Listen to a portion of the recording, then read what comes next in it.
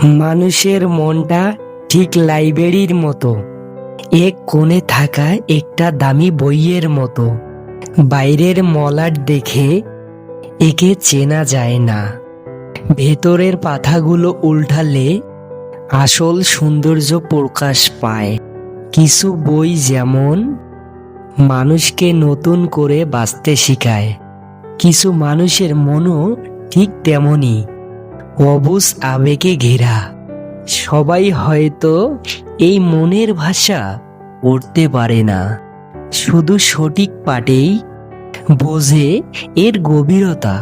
তাই প্রতিটি মানুষের মন এক একটা গল্প, যা কেবল অনুভূতির চোখ দিয়ে পড়া সম্ভব।